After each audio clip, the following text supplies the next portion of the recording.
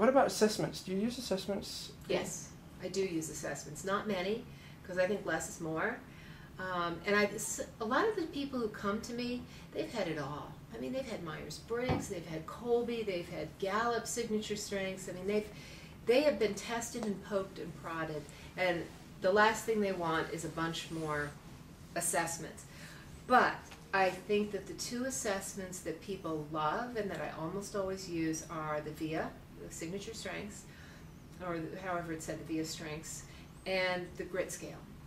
And the reason why the grit scale gets used so heavily in my work again is these are people who want to go out of their comfort zone and they want to be finishers in life. They don't want to be just people who start things. And so grit becomes very relevant if these are tough long-term goals. And so I want to know, and they want to know what's their grit score. So the assessments end up being very empowering. I've never had anybody walk away from the assessments and say, damn, I wish I'd had a better score on that. And in particular, I find that I love the VIA, and I'm pretty good at strength spotting in other people. And they love hearing about how those strengths have come into play. Their top 5 have come into play in accomplishing great things in their lives before this. So the first assignment we had at Penn was me at my best.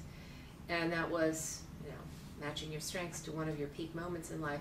I do assign that a lot to clients. Or we have that, maybe that's an example of an assignment done on the phone. I'll say, when was a time when you remember your strengths being used in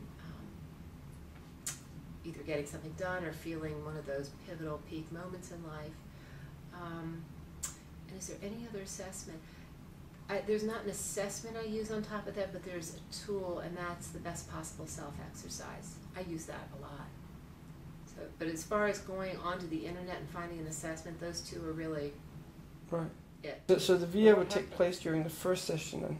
Usually. Right. If someone can get to a computer, usually. There have been instances where people could not get to a computer.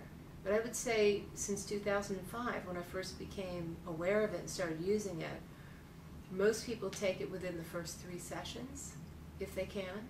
Right. And then we'll pair it with Gallup if they want more business language to go with it, and talk about how they support and complement each other. Yeah.